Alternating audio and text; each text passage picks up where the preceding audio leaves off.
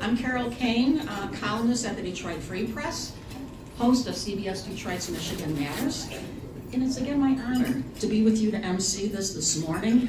I'm so glad to see you all here so bright and early and chipper, and glad you all got up early for this, so thank you.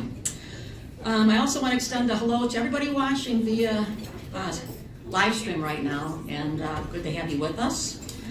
Some of you know this, some of you may not, but the Freak launched this speaker series in 2018 with the mission of putting this series in issues that are impacting our region, state, and beyond. And we've had some exceptional speakers.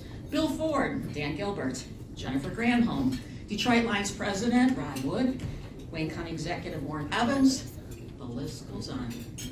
Today that tradition continues as we're featuring someone who's made his presence felt in all kinds of ways here in our region.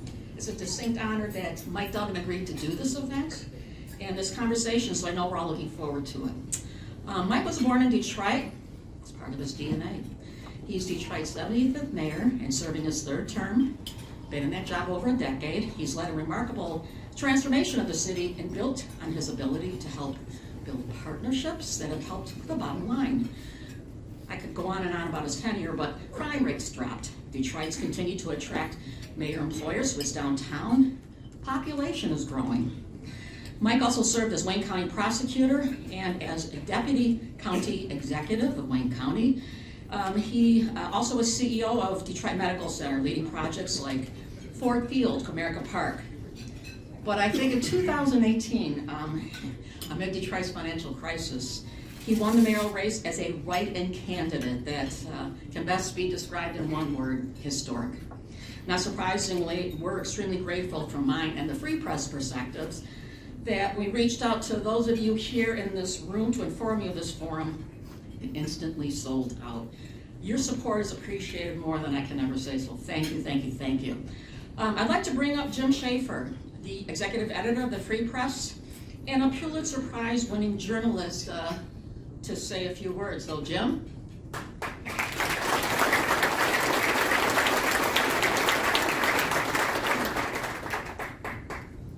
How many other people in the room have a Pulitzer Prize? Please raise your hand. I wanted to point that out. I don't know, Elric might be behind a curtain somewhere in here. Thanks, Carol. Good morning, everybody. Nice to see you all so bright and early. This is way before my normal waking time. Lomas knows what I'm talking about. Welcome to the latest iteration of the Free Press Breakfast Club, hosted by our very own Carol Cain. Carol, thank you for continuing to shepherd this, a couple times a year? 4 times a year. Okay, I'm looking forward to it. Once was not enough. On behalf of our editor, Nicole Avery Nichols, who couldn't be here because she's at an international journalism conference, I'd just like to thank you all for joining us on this at this very early hour to hear some fascinating conversation. We appreciate the support of everyone here for what we think is a really impactful ongoing series of conversations.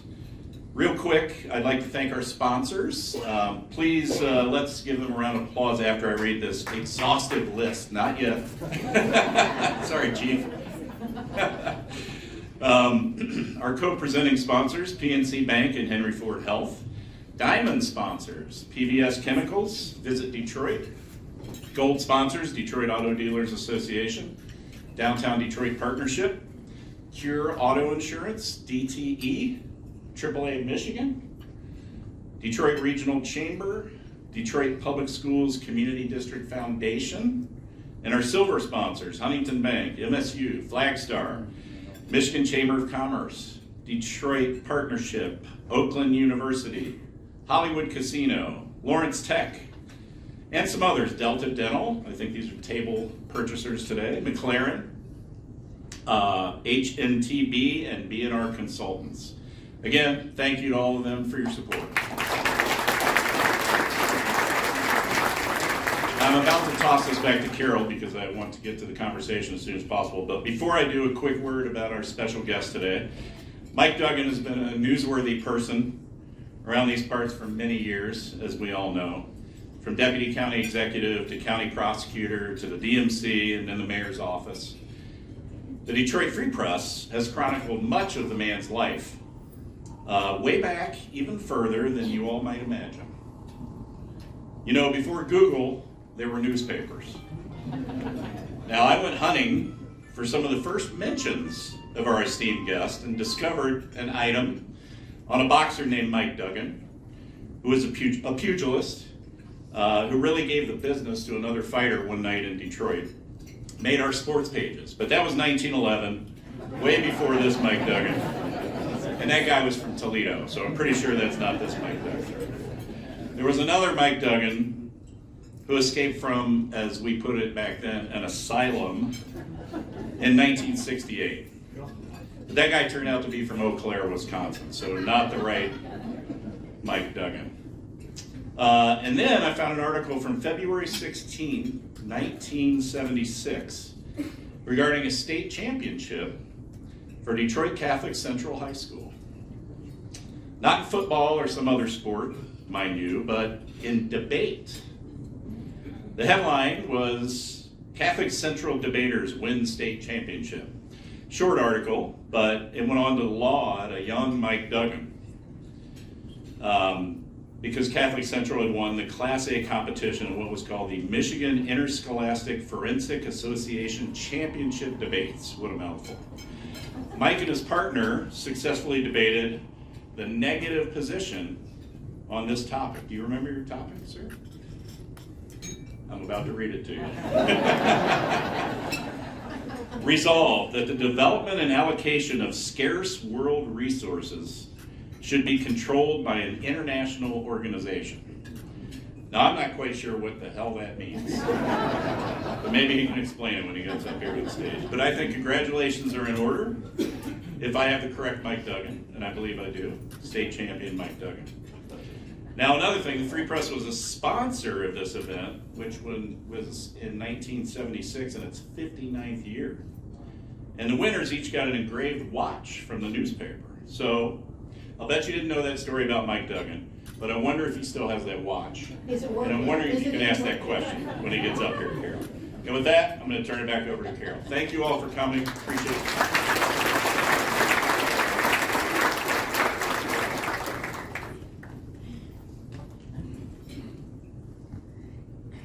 Anyone who puts on these kinds of events knows you need a special group to help make it happen. And we're blessed to have an all-star team with our Michigan.com partners. I'd like them to stand up. Aaron Velthoven, Amy Rosner, Marcy Viselli, Christian Orr. Am I leaving out anyone else? Jill Schaefer.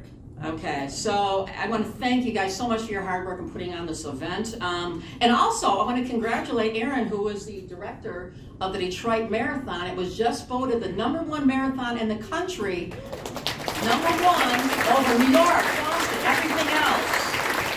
So Detroit runs harder. That sounds like a new t-shirt for Sean Williams and Tommy Walker, our Detroit versus everybody entrepreneurs who are here in the room too. So congrats to you on that. And I also want to give a thanks to the Townsend for their hospitality. And yes, the bacon is back. I heard that from more people at our last event. Where's the bacon? The way things are going, we're going to get more than bread and water going forward if the economy continues. So enjoy that bacon while we got it. I also want to give a hearty welcome to our students from Mary Grove High School. Where are they? There we go. So our young folks, why don't you stand up? There we go. This is our future right here.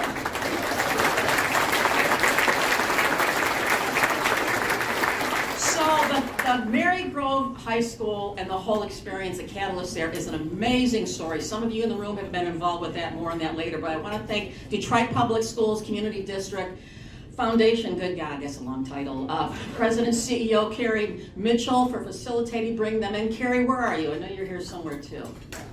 Where are you? There you go. Thank you for bringing our young folks here.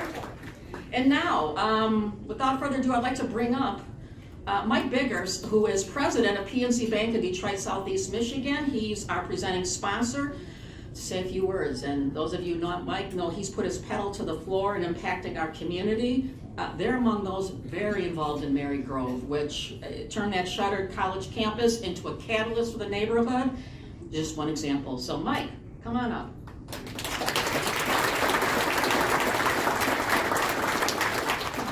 Good morning, team.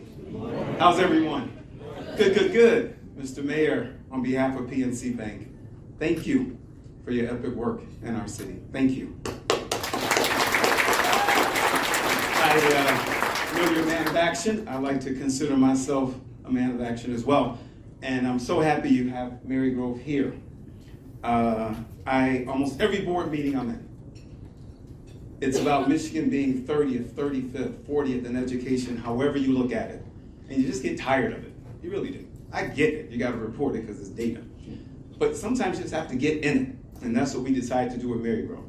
So thank you guys for being here. Our commitment in terms of what we have in terms of resources out to Mary Grove, the young adults may not know this, is now approaching $110 million. Alongside our partners at Kresge and DPS. And so my job is to hold PNC accountable in supporting children and young adults of all ages. Your job is to hold me accountable to that. Thank you for being here. Enjoy.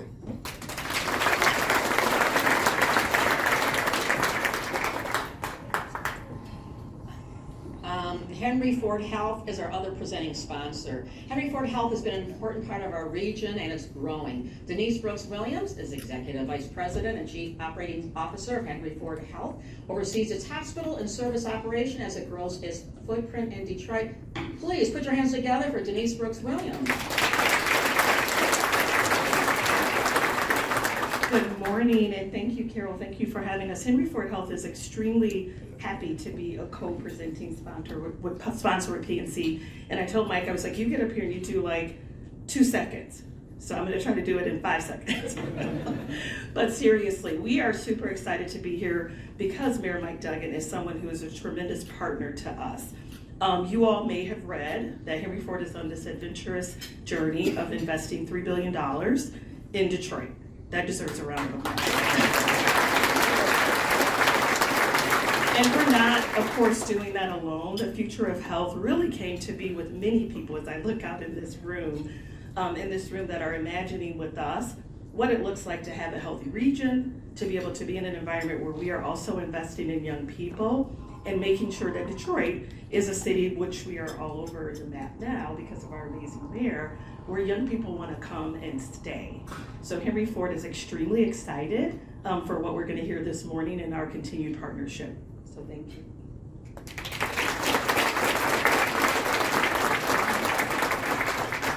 Thank you so much, Denise. And again, thanks again to all the sponsors, everybody for being here. This is really, really a wonderful way to spend the morning and hearing about something that matters to all of us, or we wouldn't be here on this bright and early Monday morning. So without further ado, please join me in welcoming our guest this morning, the one, the only, the Honorable Mike Edward Duggan.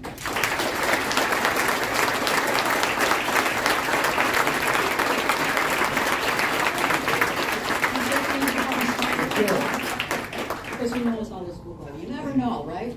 Well, Better you than Jim Schaefer up here. oh, so Jim, you want to come? So many of you know the mayor, many of you know me, and I'm going to take a moment of personal privilege for a second and talk about an inside joke between us that wasn't so funny to the mayor. This is not rehearsed. So I'm going to ask a question, and Mr. Mayor, are you considering running for governor? You want to tell the story? I'm not a hard guy to understand. And whatever the years were, 2014, 2018, whatever the governor's years were, every time there was an event, Carol would say, "Are you running for governor?" I'd say, "No, I have no interest in running for governor." The last time was at an economic club meeting, was the year Gretchen Whitmer was running. And she asked me in front of this huge group, "Are you running for mayor?" I just said to the audience, "What's the answer?" The entire audience shouted no at her. So Carol had gotten on my nerves. But this time, as I say, this time, yes, I am running for governor. You were just ahead of your time. There you go. I was ahead of my time. Well, and I know you were not happy when I asked that, because everybody has been waiting. So here you are, 10 years, I think it was about 10 years ago. Now you're finally doing that. So speaking of media, let me just jump in real quickly here. Congratulations, Governing Magazine. This is incredible. He's now a cover boy. He was on the cover of Governing Magazine. And most of many other titles, maybe you don't like it that way, but that's what it is. As the most effective mayor in the country. You just got this like a week ago. Some reporters sat in my office and asked me some questions. I had no idea what they were doing. I was shocked when I saw that they put me on the cover. My classmates to New York or LA, I wanted to be part of the city's recovery because everybody who's from here knows this. It seems like for decades, everything was taken away from us. Our auto plants. I was at the first game of the Pontiac Silverdome where I was so angry they could call them the Detroit Lions when they played in Pontiac. And our movie theaters are gone, etc. And when I was running the DMC in 2011 and 2012, I was watching what was happening across America as you came out of the Great Recession. Something I hadn't seen. Young people were pouring back into central cities, wanted to live around other people, and cities were booming across the country. And yet Detroit, street lights were out, parks were closed, ambulances didn't show up for an hour, and sliding court bankruptcy, and the mayor and the council just kept fighting with each other. And politics was us versus them. It was black versus white. It was city versus suburbs. It was a union against business. And I felt like Detroit's recovery wasn't that far away if we could just pull together. And so I had this idea that the people of Detroit didn't like this toxic politics. And of course, when I declared 83% African-American city, I was pretty much dismissed, a guy who looks like me. People assume voters in Detroit wouldn't consider me. But night after night as I sat at homes and said, we got to have a city that's open and welcome to everybody, and that we don't have this kind of polarization. And the people of the city have now 3 times expressed their opinion in very large numbers. And I think part of the reason I felt like homicide rates cut in half, unemployment rates cut in half, population's growing, but I tell you the biggest thing I've seen is the politics is stabilized. And if you're watching this year's mayor's race, you can see why I felt comfortable. You've got really strong candidates for mayor. You've got really strong candidates for council, and nobody is running an us versus them campaign. It is all about unity. It's going to include everybody. They're going to build on what I've done and take it farther into more neighborhoods and the like. And so, more than anything else, I ran to try to change the politics in the city. And I'm just so encouraged by what I'm seeing of the candidates who are up in this next cycle. And your decision to run for governor? All you got to do is look at what's going on in Lansing. I mean, it is awful. Everything is about us versus them, Republican versus Democrat. I've never seen it this bad. When you've got 20 Democratic senators and 18 Republican senators, every conversation is, does this bill help me keep the majority? Does this bill help me get the majority? Can I use something to embarrass the other party with? And 60% of the children in this state in 4th grade don't read at grade level. It's not 60% in Detroit. 60% of Michigan students. 44th in the country. Nobody's talking about it. We lead the country in people under the age of 30 who are moving out. Nobody's talking about it. And I finally felt like the politics in Lansing reminds me a lot of the politics in Detroit in 2013. These elected officials so obsessed with who's in control and how to attack the other person that I thought maybe the people of the state of Michigan on it. And so everybody who said to me I had no chance as a white candidate for mayor of Detroit as a write-in, just forget about it. All the same people are saying an independent can't get elected governor. It's got to be pretty exciting. When you were first elected, the city was under emergency financial management. Kevin Orr had the freedom going to that to deal with things like bankruptcy, debt restructuring, city operations. Some of those actions that would have been difficult, if not impossible, politically to have done the same things. I know you were not a fan of the hand you were dealt there, but as you sit now and look back at that, did some of those actions he took end up being helpful once you got back to election? I think this mayor and this council would have taken the same actions. I don't accept that. But I'll tell you who the heroes of the bankruptcy were. Judge Stephen Rose and Judge Jerry Rosen. Stockton, California went into bankruptcy a year before Detroit. It's less than half our size, much smaller problem. They stayed in bankruptcy for 3 years. They've had nothing but financial trouble since. Judge Rose and Judge Rosen got us an order out of bankruptcy 12 months later, and the various lawyers and consultants in that 12 months made $170 million in fees. And if you had left it to their devices, this would have gone on for a long time. And I couldn't recruit. I never recruited a Chrysler plant or a Flexingate plant or an Amazon plant when we were in bankruptcy.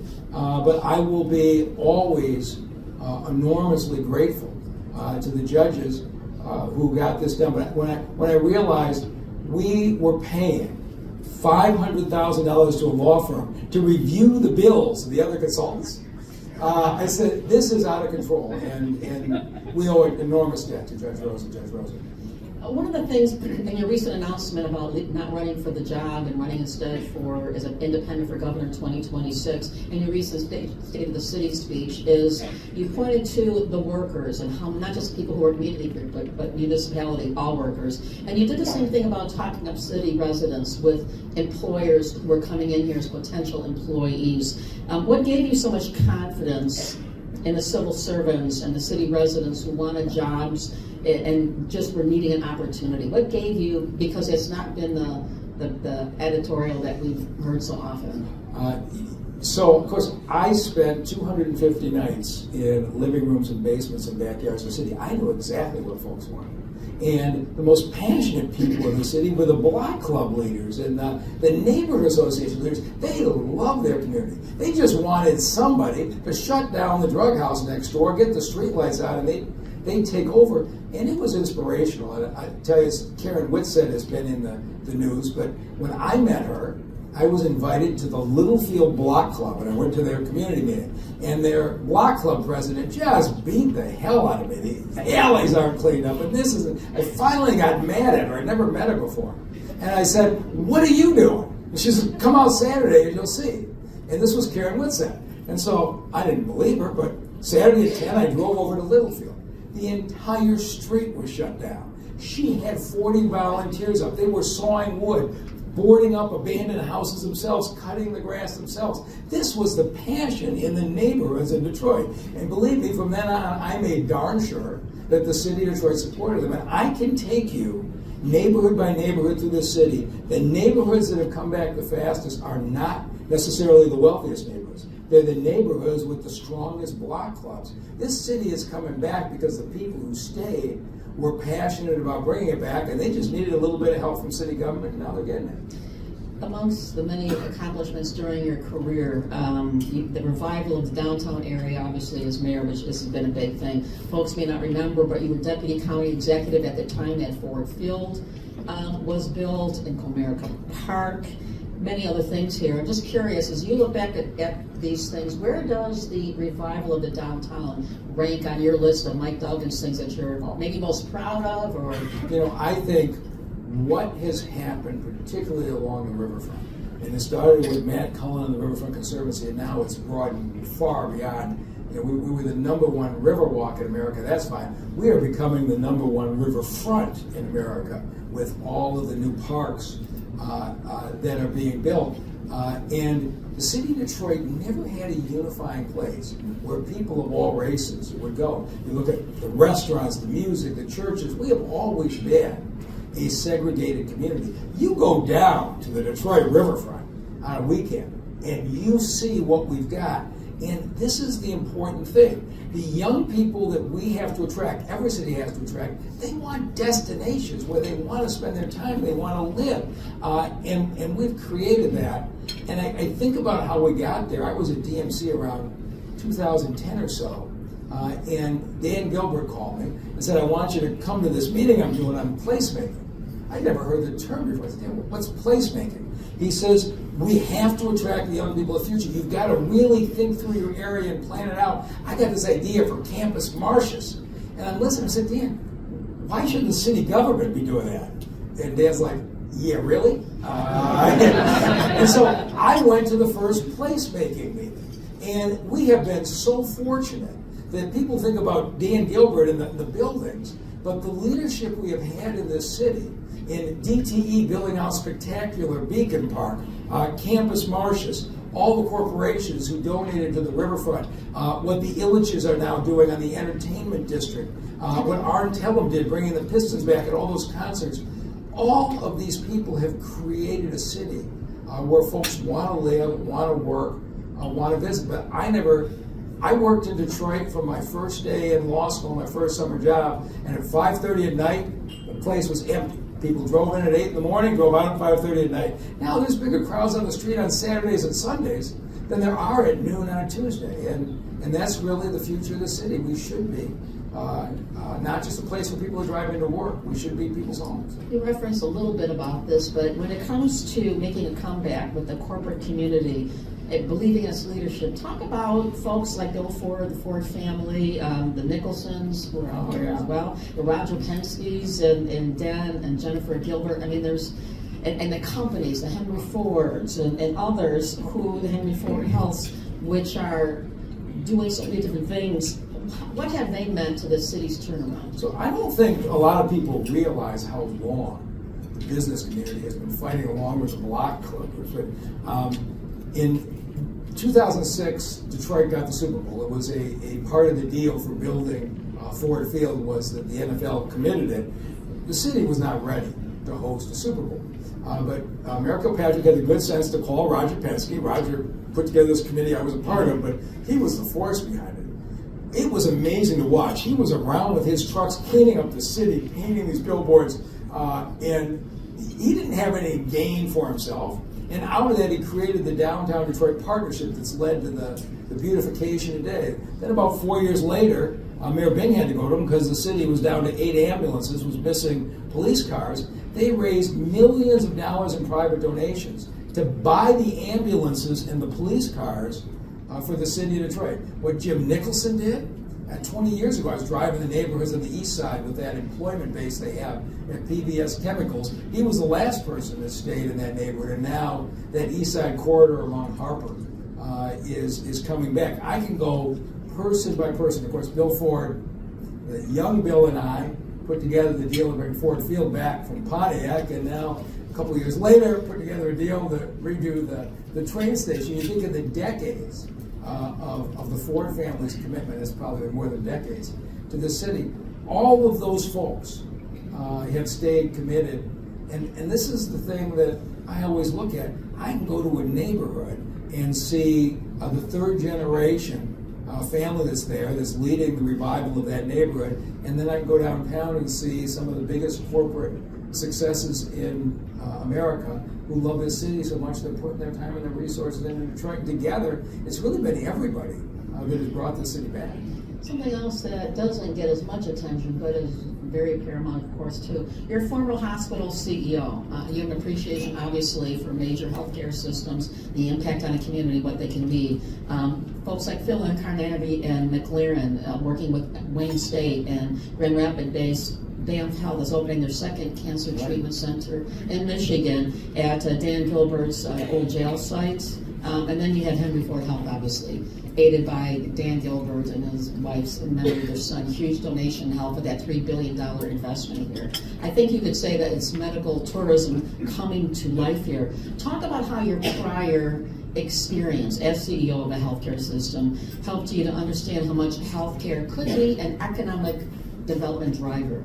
Well, if you go to any big city in America, you will find really quality community hospitals in the suburbs. But the high-end specialty hospitals are in there downtown, whether you're in Philadelphia, whether you're in Chicago, whether you're in Baltimore, etc.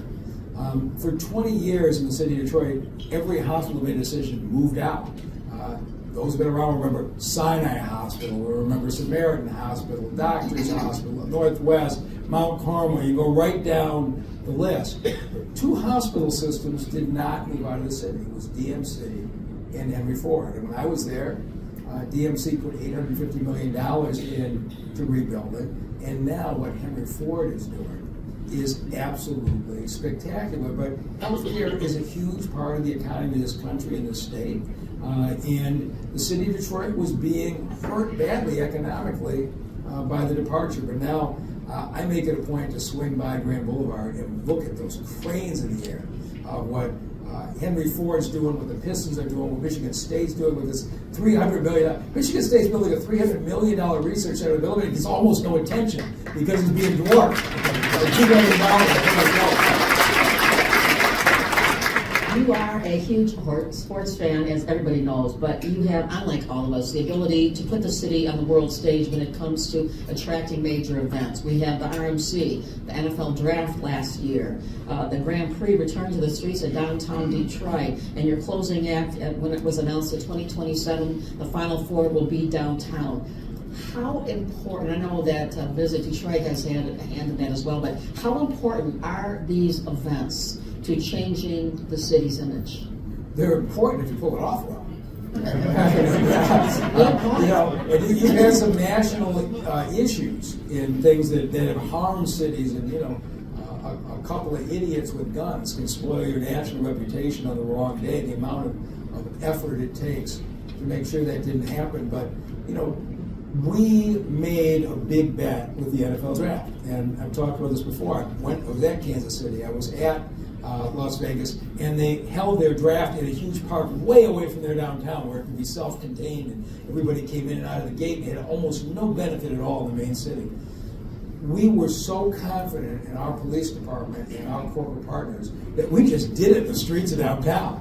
And you not only smashed the NFL records for attendance. Now Green Bay's doing it. They're going to do it in a fenced-off park area. I'm sure they'll be just fine, but they will not produce the same kind of numbers. But you look at the way Detroit shined on the national stage. Of course, the Lions have attracted a great deal of attention to us. The way the Tigers are starting out, they're going to get us a lot of attention this year. But are you ready? You know what? People have images of Detroit from the bankruptcy and all the other stuff. The only way that image gets changed when somebody visits here. And I hear from people over and over, oh my God, I can't believe what I found here. And so we're going to keep pushing opportunities. But the number of people I ran into last summer on the streets of Detroit who said, I came down for the NFL draft, I brought my son back for a Tiger game, I brought my wife back for a weekend. We have to make sure, and we're already planning, for April of 2027, when the country will focus its attention on us again for the Final Four. And I'm confident the city will show off well again. Do you think, does the city of Detroit stand a chance of ever having a Super Bowl again in the near future? You know, Claude Molinari and his team are here. These guys have been remarkable in their success on landing this. We're going to Super Bowl, man. Claude, you want to give that a conversation? The finger is pointing your way now. So population is, he says laughing, saying, go the other way, go back, go back. So population here is increasing in the city for the first time.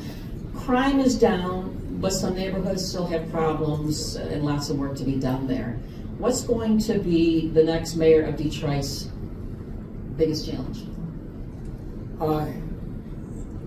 I think we still have to build the economy of the future. I sat down with my team 11 years ago with a 20% unemployment rate and a lot of unemployed folks with high school degrees who wanted to work. And I said, we have to be the best city in America at landing manufacturing plants. And we've done it with the Chrysler plant, the expansion of Factory Zero, and Flexengate, and Lear, and LM. I can go over and over on all the plants we landed, and we more than cut the unemployment rate in half. The next generation is going to be the tech-related companies, the companies of the future that are investing. And so our team right now is making that shift. And I'm spending a lot of time in Silicon Valley. It's the damnedest thing. The Silicon Valley companies keep inviting me out to speak at their conferences because they want guidance on how to get San Francisco's city turned around like Detroit. I said, I never thought. I'm in a national conference where Elon Musk is speaking before me and Sam Altman is speaking after me. And I'm there because they want to hear why we have no 10 cities in the city of Detroit. And that took a partnership between mayor and council to build $1.3 billion of affordable housing. There was no shortcut. You didn't see any bickering between us. We got down to work, we made a commitment, and we did it. But while I'm there, I keep saying to them, you tell me how Detroit will be on your radar the next time you expand your businesses. And the AI is going to be huge. We're not going to displace Silicon Valley or Miami, but there's going to be AI manufacturing. can Detroit figure out how to beat, God help us, our competition is Columbus, Ohio. And we are losing to Columbus over the Midwest Center for Tech Jobs. Columbus has got no natural advantages over us. They've got a leadership advantage right now. And I think it's up to the state of Michigan and the next mayor of Detroit to say this should be one of the great employment centers of the future. Joe Biden was a good friend of yours. I presume he still is a good friend of yours. Absolutely. You cut your teeth in politics at the feet of the late, great Ed McNamara. My point is that you weren't just a Democrat, you were a highly connected one. Right. I have two questions about that. With all of that said, why would you leave the Democratic Party? You know, I feel like the Democratic Party left me. I joined the Democratic Party in the 1980s. It was on the side of working people, level the playing field, get everybody an opportunity, and I just watched as what has happened. The working people of this country feel like the Democrats don't relate to them. They voted for Donald Trump knowing he wasn't in their economic interest, but they were so angry at the real disrespect. And you have seen it. The Democratic Party, really since Obama left, has been defined by two principles. The only thing that unites Democrats, they hate Republicans in general, and they hate Donald Trump specifically. And that's basically been their platform. Donald Trump is a fascist. Why are you running ads like that? How about talking to people about what you're going to do for them? And really, I'll just tell you the truth about this is what's going on. So I'm running as an independent, saying I think this death grip the two parties have, and the Republicans aren't any better. You saw John James declare last week, running for governor. He's running for governor because the Democrats have ruined Michigan. The Republicans' main thing is they hate Democrats, which means every election is the most important in history, because if they make you scare you about the other party, it does become the most important. So I said, I'm going to try. I don't hate anybody.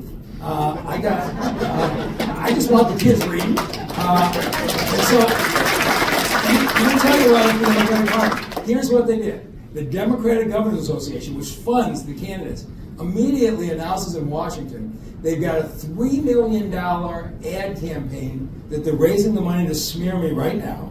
They hire an opposition research firm who starts sending Freedom of Information Act requests to get dirt on me. And they're calling around local Democrats. So the first one that comes into the city is all the records of the renovations of the mayor's office at City Hall. We had to tell them I actually never renovated the mayor's office. The second one came in. All of your the mayor's travel expenses. And I said, I actually have never charged the taxpayers of Detroit for any of my travel in 11 years. The third one came in. This is my favorite. They have sent a Freedom of Information Act request for all emails I've sent where I use swear words in emails. I'm not making this up. And I thought, the Democratic governors are researching whether I swear. I thought, have you met Gretchen Whitmer? She's raised her vocabulary to an art form. And so this is they're not asking what's his record on neighborhoods or housing, but as we sit here, city lawyers are going through 11 years of my emails to send the Democrats an email in which I use a swear word so they can do an attack on me. This is why people are fed up with the two parties. And so I just decided, you know what? I'm going to give folks a choice. You are going to see the nastiest cycle in 2026. The Democrats hate the Republicans, and the Republicans hate the Democrats. You got to vote for us because the other one's so evil. I'm going to run an ad saying, if you're tired of this politics, I'm going to give you a different choice. Let's educate the kids in the school. Let's keep our young people in town. And let's build together on the reasonable people in both parties. And if you want something different, I'm going to be there as your choice.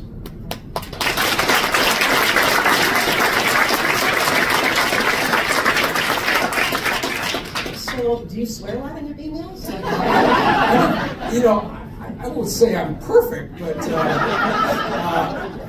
don't think they'll find anything in an email. But if they do, I'm sure you'll be reading about it in some social media. Would it rival the late Mayor Coleman Young, perhaps? Oh my God! Right, if they went back a few years. It was funny. They listed like 25 vulgar terms and search some words I've never even heard before. So I don't know about this opposition research stuff the Democrats do. I'm sure the Republicans will do it too, but so far it's just coming from the Democrats. When it comes to leaving the Democratic Party, had things turned out differently in 2024, had Joe Biden, had the situation changed, Joe Biden made it in, he had been reelected, would you have still left the Democratic Party? You know, I don't know what my focus was Lansing. And I'll just tell you this story. I tried to pass last year a land value tax, which I would have told you is the easiest thing I've ever done. I got 30,000 vacant lots owned by people who live outside the city. They don't cut the grass. They don't clean the trash. They pay $30 a year in taxes. I said, how about we triple the amount of your taxes that are on vacant land, and we cut the taxes on your buildings, so virtually every homeowner and business gets a tax cut. The speculators, the surface parking lot owners get an increase. And so I do what I always do. I work with both parties, so I get Matt Hall and the Republicans in. I fed them all lunch, House Republican Caucus. I said, here's what I want to do. Meeting went great. Republicans, tax cut, we're with you, Mike. I said, that's great. Then I got, next day, Joe Tate, the Speaker, my rep, brought in the House Democratic Caucus. Tax cuts, Detroiters, we're with you, that's great. Joe Tate says, this bill is terrific. I'm going to sponsor it. Now, normally a speaker does not sponsor a bill in Lansing. Usually that's out of tradition. As soon as Matt Hall, the Republicans, realized Joe Tate's the sponsor, said, you know what? You haven't taken up any of our Republican bills, Mr. Speaker.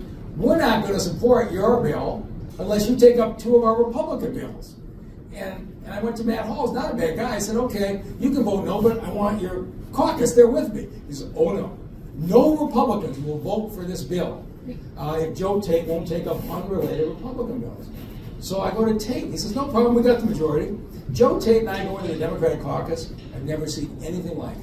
He says, we need all 56 of you because the Republicans are voting no on tax cuts in Detroit. First hand goes up. Mr. Speaker, I got a rent control bill that you haven't taken up. Second hand, I got a police reform bill you haven't taken up. 3 or 4 on the left wing of the Democratic Party sat in that caucus and said to Joe Tate, I won't vote for tax cuts in Detroit if you won't take up my bill. The bill never came to a vote. They were so obsessed with their Republican Democratic agendas. And this is happening on issue after issue. I walked out of there and said, this is what Gretchen Whitmer's got to deal with every day. I don't know how she does it. And you know, she ended up vetoing 9 or 10 Democratic bills this last session. They're so out of control. I finally said, either I'm not going to run for governor at all. I have no desire to be in Lansing and not be able to get anything done. That's just not me. Or maybe I'll give people a choice, because there are reasonable people in both parties. And I just think back to Detroit in 2013, when everything was us versus them, and nobody could imagine a different kind of politics. And I go to Lansing and see us versus them, and nobody can imagine people of goodwill on both sides. I grew up in a house where my dad was a federal judge appointed by Ronald Reagan. Okay, we had lively family discussions. We didn't hate each other. We weren't afraid of Thanksgiving, right? We could talk, right? We got to get back to that. So I thought maybe I can help, and we'll see whether the people in Michigan agree with me. My last question, when you leave the Democratic Party, I promise. You're very powerful within the party and very influential. Did you ever think about, before leaving it, trying to get involved and try to help change the party at the statewide level? That's why I endorsed Joe Biden for president in 2020. Remember, people thought he couldn't win. And he did what he could to try to govern from the middle, but it's just too toxic. I tell you, there's too much at stake. But if you remember what the TV ads were like last October? Every single ad was tearing down the Democrats or tearing down the Republicans, okay? Alyssa Slocky was the one person who looked into the camera and said, here's what I want to do for you, and the voters rewarded her. But that was the exception to a toxic cycle. So I actually think that you've had a 2-party death grip on this country for so long that the parties think that they own you, that you have no other choice. And so the last Gallup polling, it does every year, about, ask all Americans, do you consider yourself a Democrat, Republican, or Independent? Last year's polling, 27% Democrat, dropping, all-time low. 27% Republican, dropping, all-time low. 53% Independent and growing. Not one of you as business people would invest in the group that's 27% and dropping. But people have not had the choice before. And so I have to convince people that, well, they want independent, I have to convince them that I'm the independent they want. And when I go out of state, I got to tell you, people in Kalamazoo are not focused on Detroit. I've got to introduce myself. And so I'm going to be behind in the early polls. I'm winning the Tri-County area where I'm known. I'm not known out of state. And so I'm going to be in every farmhouse and every community. I love this stuff. And I'm going to see if I can convince people that maybe there's a different way. There's a pro and con to every single thing that happens in this world. The pro to you running as the plus side of it, as an independent, there's no primary, you don't have to raise money for that. You just need to get the signatures for the ballot. But the downside is you lose the national party apparatus and the millions that can come with that. So this is a very big state. How you feel about going it alone, and how optimistic do you feel about going it alone? Well, for anybody here who thinks that's unfair, it's DugganForGovernor.com. You can help level the playing field.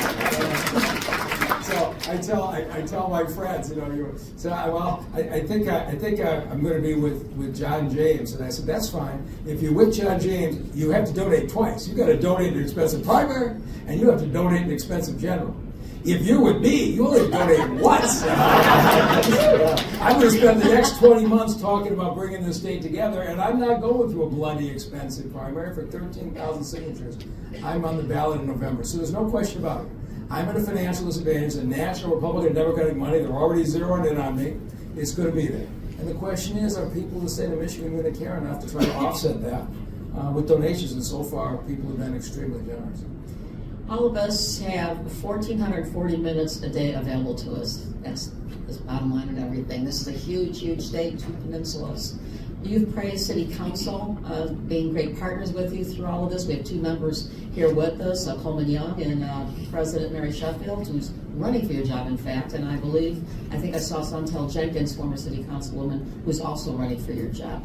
Obviously, you can't predict the future, but is it possible you might leave office early to focus on your next goal before the mayor's race this fall, which, pursuant to city charter, I think I read it properly, would make President Sheffield the interim mayor? I don't go down that road. I made a commitment to the people of the city. I would finish my term. So you're not going to, don't chance leaving early. I'm going to finish my term. Are you kidding? I am so focused right now on what we're doing. The staff is here. What they have to get done in the next 8 months, we have a weekly countdown of how many abandoned houses are left. We started at 47,000. Last week we're at 2,600. We are going to take them down every single day. Sonia and I will move out December 31st. Hopefully, we're going to find a place to rent in Detroit for a year. I'm hoping we have other housing a year later. But I will be doing my job till the last day of December 31st. And the team is already working on transition. Whoever succeeds me, I came in, there was nothing, chaos. There are going to be binders and transition plans waiting for the next mayor, and it'll be a really smooth transition. As I'm telling them, with some luck, I won't be far away, and I'll be able to help the city. One of the big events of the year is the Detroit Auto Show. And I know we have the Detroit Auto Dealers, Sam Clement and his folks all here, looking ahead to it. You've been to it, you and I have talked about it, and it's been such an important part of our community for so long. Would you like to see it expand? Would you, for example, if Elon Musk and Tesla wanted to come to the show, would you be in favor of that? For sure, I want everybody. So I love these guys. And the world is changing on us. I'm talking about the auto dealers. The world is changing on us.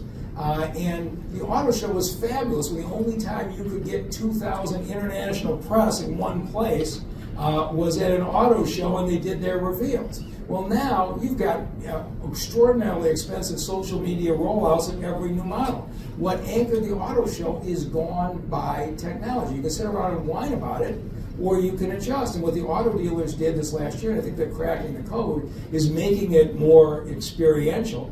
You could ride in all kinds of different things, but I keep telling them, and I hope this year they'll get it right. I love these guys, and one thing they haven't done is, I'm prepared to close down streets.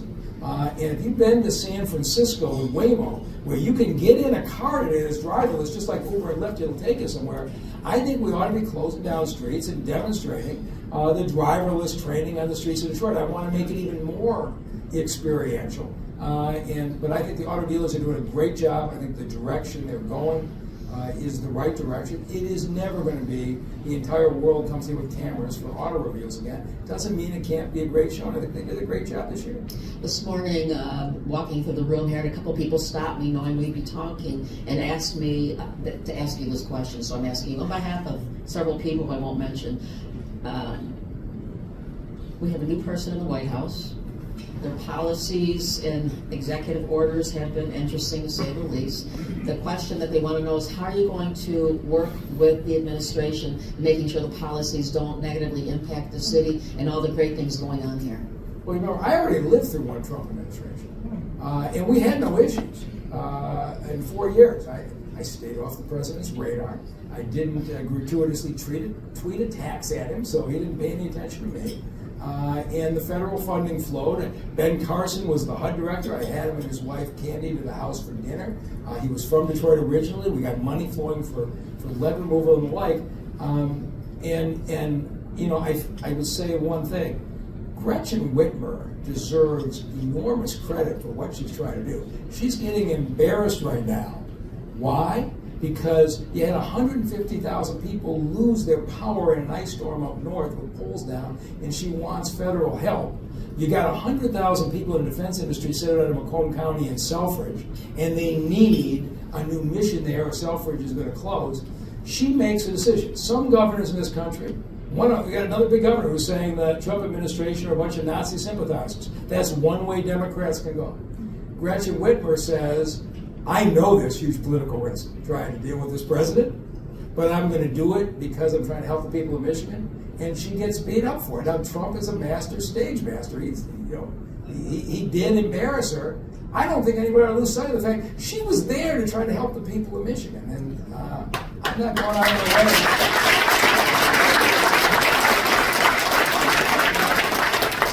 Would you go to the Oval Office? If I were invited by the President of the United States, I would have gone. And I've said this before. You know, I've spoken out against the Canadian tariffs. I don't have to explain it to anybody here. There are 3 huge auto assembly plants in the city of Detroit, 2 Jeep plants and Factory Zero, the GM plant.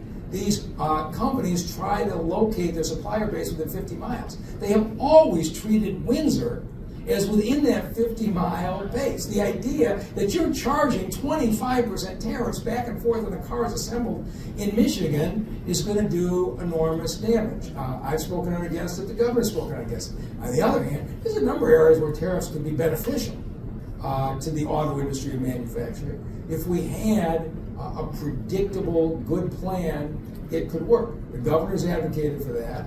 I've advocated for that. But that doesn't mean if there's an opportunity to partner on something, I'm not going to say I'm going to refuse to meet with the president because he's from the other party. It's just not the way I think you get things done for your citizens. Maybe good politics in the Democratic primary is really bad leadership for your state. You know, Colin Bird, the Canadian Consul General, is here in the audience somewhere.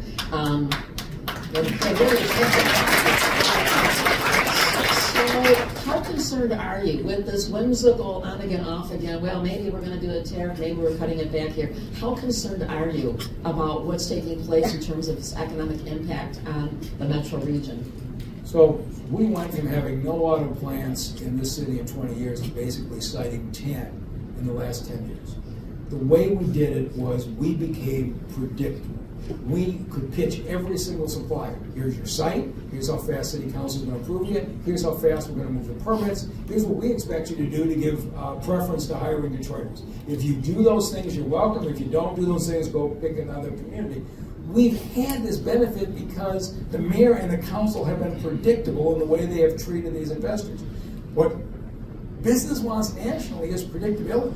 And I am really concerned about the unpredictability of the climate. At first I thought it was a negotiating tactic, but it isn't. I hope it gets settled soon for all of our sakes, and that the national strategy becomes predictable. And I think there's potential for a bipartisan tariff strategy if it were done correctly and done in a thoughtful way. I'd love to see the 2 parties come together and say, here's what we stand for as a country on what's fair trade and what's not. Do you think that'll happen? It doesn't look like it. And ask. So we have young folks here in the room. curious, I know that bringing more young people here, keeping young people here, bringing more into the city and the region has been obviously on your docket for the last 11, 12 years. What advice do you give young people, particularly people at the table, the young table over at Mary Grove there, about pursuing your dreams? You have set dreams and accomplished so many incredible jobs and done amazing things in there, but what advice would you give them now at their young age about setting standards and goals for yourself? I talk about this all the time. When I went to apply for law school summer clerkships in my first year of law school, and I only applied in Detroit, all of my classmates said, "Are you crazy? You can go to New York, you can go to LA." I came to the city of Detroit. I got opportunities, private litigation, county attorney, deputy county executive, prosecutor, DMC. I'm now on 6 careers in the city of Detroit because I ignored my friends and followed my heart. And Detroit is a city that is big enough to matter in the scheme of things, but is small enough for you to matter and make a difference. And the state of Michigan, I feel like, is the same way. And so if in your heart you want to stay here, who doesn't love the quality of life here, right? But it's up to the government to give you real opportunities and the kind of jobs you want to pursue and the kind of careers you want to pursue. And I don't think we're doing a good enough job of that. So I would say 2 things. I am going to work really hard to bring the businesses and the industries of the future here to the state of Michigan. And I'm hoping that our talented young people choose to stay. You have been a big proponent of internships for young people, and from the day you came in, that first summer, and you've done it over and over again, I'm talking of internships. How do you think we're doing at creating these opportunities for these young folks here? It is, Dan Gilbert started in a huge way. In the city of Detroit, we got 40 or 50 every year, and I go across the country to the HBCUs. I went a few years ago to Harvard with Jamie Dimon, who helped me pitch summer internships at a Harvard conference. And so at the end of it, all these kids came up from all around the country. I've got this opportunity in Detroit. Where should I stay this summer? And then a young woman came up to me and she says, "I'm from Detroit." And I said, "Really?" She had a CAS grad. And I said, "Did you ever think you'd see this?" And she says, "No, I studied my whole life to get out of the city I got here, and everybody wants to move back to Detroit." She says, "Can I get a job with you this summer?" And I hired her into City Hall and brought her back. But when she told me the story about kids in Detroit studying hard so they could leave, you say, we have changed things now, where you can have a future here. But in this state, we have a lot more to do. Grand Rapids has done a really nice job of it. Detroit's doing a nice job of it.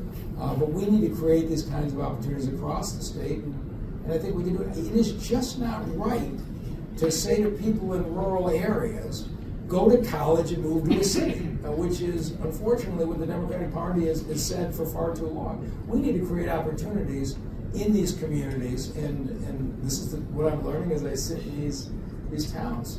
People don't want to leave the state. They're leaving because they think the opportunities aren't here. How many of these little, you have what, 270 meetings? As running for mayor? I'll beat it this time.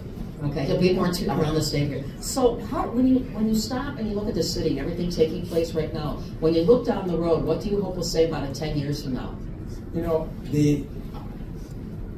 we had last year 200 homicides, which is down from 400 when I started.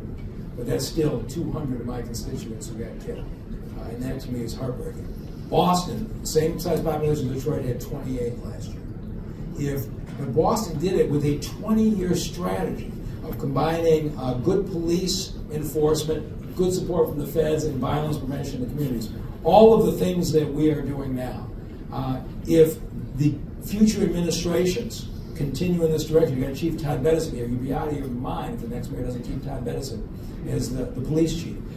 If this continues on, 5 years from now, 10 years from now, you could see the city of Detroit with the kind of numbers Boston's seeing, the violence gone, the kids not going to sleep to the sound of gunfire. If we stay the course, that's what you're going to see in Detroit in 5 or 10 years. And just real quickly, education front, which again, that's a whole other talk show, but just real quickly, what will be the magic bullet to help improve the test scores and things like this? There's not a magic bullet. There's like strategy and metrics. But how in the world does Mississippi go from down here to up here? Well, we go down to number 44. 43 states have figured out how to teach 8-year-olds to read better than we have. Now, what do you need? Emphasis on phonics. Accountability in the classroom. I think the people of the state would put more money into classrooms if they thought it was going to make a difference. The kid who's fallen behind, you can't have the teacher diverted from the other 29 kids in the class. There's got to be support there. Why are we not investing in tutoring? You know what happened during COVID when the schools got shut down? The first schools that shut down, even before Governor Whitmer gave the order, were Ann Arbor, Birmingham, Bloomfield, and Grosse Pointe. They were already half online in their education process and their communications with teachers. When the Detroit school was shut down, we realized the kids in Detroit don't have a laptop. And Wendell Anthony, Jerry Norcia, and a number of others raised the money to buy 30,000 laptops. Then they realized the kids didn't have an internet connection. They had to buy 30,000 hotspots. Hooked up all the kids in the Detroit public schools, and then found out the teachers didn't have an online curriculum. The gap that happened between wealthy districts and poor districts during COVID went like that. And when it happened, and you saw it happening, instead of pouring significant resources into tutoring and closing that gap, we just keep on going. There are strategies that work. When are you hearing the Republicans and Democrats say, look, we can fight about other things, but when it comes to educating our children, let's have a curriculum and resources and accountability that changes their direction. It's what I do, and it's what I'm going to do if I get to Lansing.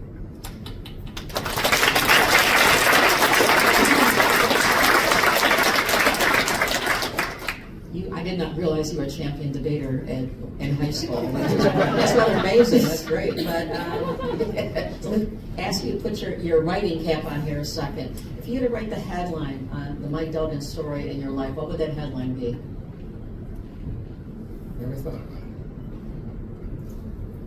Here's your chance. Yeah. You know what? I love my city. I love my state. I never left, and I did what I could to make it better. Nicely said. Is there anything else, any words you want to leave as a final thought here for folks in the audience? You've all lots of CEOs and people of influence in business and politics here. Anything you want to say? You know, a lot of people in this room have been a huge factor in Detroit's recovery. I just want to say thank you to all of you.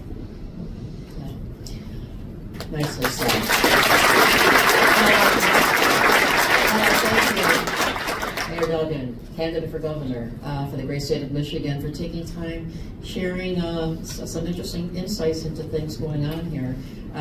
Really would appreciate it. And appreciate all of you getting up so early this morning. And for all the sponsors in the room here, again, thank you, thank you, thank you. Stay tuned for an announcement about our next Breakfast Club event. And hold on one second. Did you want to do a media summit? Sure. Okay. So for the media in the back, the mayor will be doing a media scrum. Do you have a preference where? Over here? Okay. I'm right in the center. Okay.